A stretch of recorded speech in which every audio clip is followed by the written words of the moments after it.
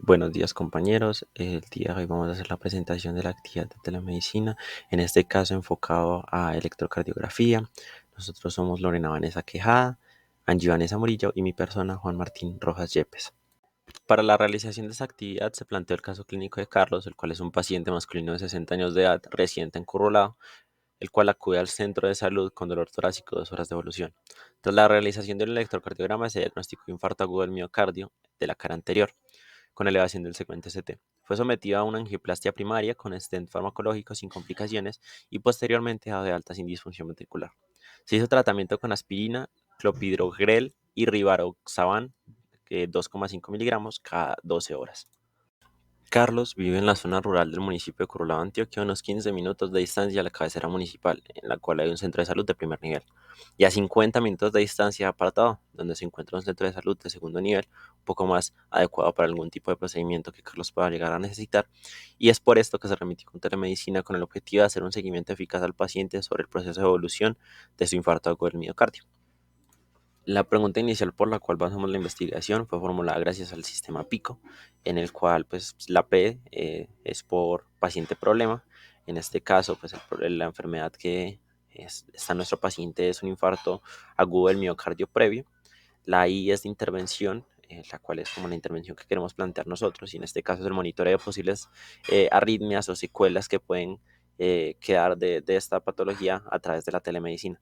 La C es de comparación, compararlo con un modelo alternativo al que se quiere plantear la intervención. En este caso sería el monitoreo habitual que tienen las personas después de un infarto agudo al miocardio, que es ir a la cita médica y a las revisiones periódicas.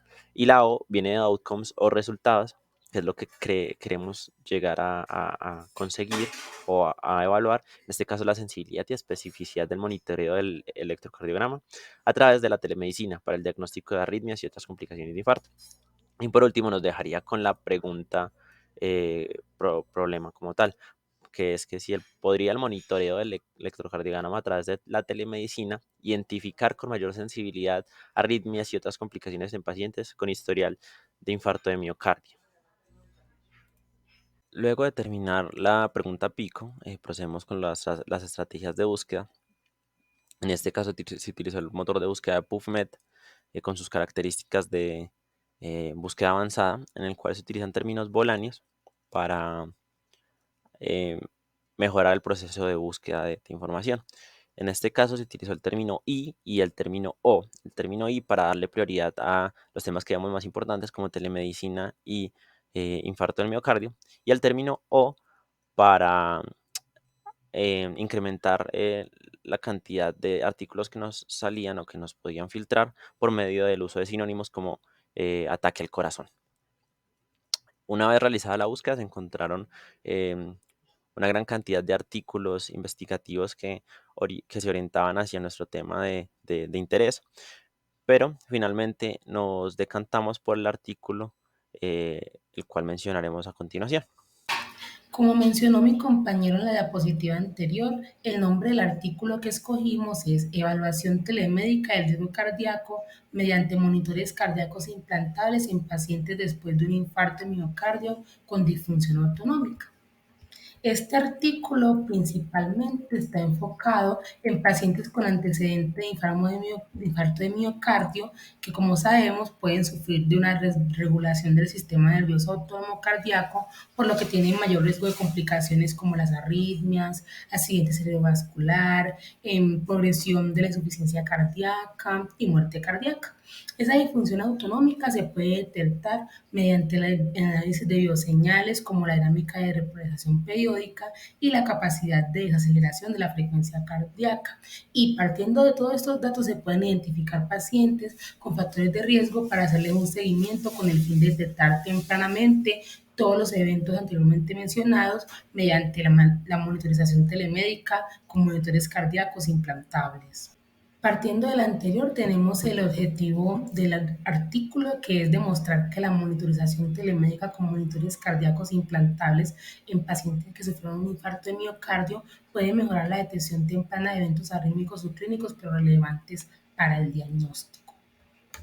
Entrando en materia, hablemos acerca de la metodología del artículo. Se realizaron tres fases. La primera fue la aleatorización, en la cual se realizó un ensayo diagnóstico aleatorio y abierto en 33 centros de Alemania y Austria. Los voluntarios fueron pacientes entre 18 y 80 años que fueron sobrevivientes de un infarto agudo de miocardio. Como vemos, en Alemania fueron 1.305 pacientes y estos pacientes tenían una fracción de eyección del ventrículo izquierdo moderadamente reducida entre el 36 al 50%. De este grupo también se sometieron a los pacientes a un análisis de bioseñales para evaluar la función autonómica cardíaca. En los pacientes que se encontró repolarización anormal o capacidad de desaceleración anormal, se les seleccionó de manera aleatoria para hacerles un seguimiento telemédico con monitores cardíacos implantables, pero también se seleccionó un grupo control al cual se le hizo el seguimiento convencional. El criterio principal para toda esta valoración fue el tiempo hasta la detección de unos eventos arrítmicos graves. La siguiente fase fue la implantación y el seguimiento telemédico. Los dispositivos cardíacos implantables estaban conectados a una red llamada Metronet CareLink y fueron implantados con anestesia local. Los datos de este dispositivo se transmitían diariamente al laboratorio central del Hospital Universitario LMU y allí un médico se encargaba de verificar diariamente las transmisiones. En caso de que hubiese un evento arrítmico grave, se proporcionaba información rápida al equipo de estudio local en un plazo entre más o menos 48 horas. El tratamiento también se decidía por ese equipo local y todos esos datos se documentaban en una base de datos digital que tenía el hospital. Y finalmente tenemos la fase de seguimiento que se realizó en ambos grupos, en el grupo control y en el grupo de los pacientes con el dispositivo implantado, y se hacían visitas de seguimiento ambulatoria cada 6 meses en un rango de 14 días. Estos pacientes se evaluaron en presencia de síntomas o eventos previos cardiovasculares, infecciones y hospitalizaciones. Se realizaban EKG, verificaciones, derivaciones, perdón. También se realizaban revisiones del implante cardíaco y también otros diagnósticos y terapias. Todos los eventos adversos o los criterios de valoración clínica se evaluaban dentro del centro médico. A continuación, los datos resultantes de la investigación. De los 101 pacientes en el grupo de intervención, 117 pacientes recibieron un monitor cardíaco implantado, 21 pacientes se rehusaron al procedimiento, 2 murieron antes de la implantación y un paciente recibió marcapasos. Mientras que en el grupo de control solamente un paciente recibió un monitor cardíaco implantado. El estudio había estimado una proporción de eventos arrítmicos graves en un 13% para el grupo de intervención y de 5% en el grupo de control. Sin embargo, obtuvo porcentajes mayores. El estudio detectó entonces eventos arrítmicos graves en un 30% de los pacientes en el grupo de intervención y de un 6% en el grupo de control.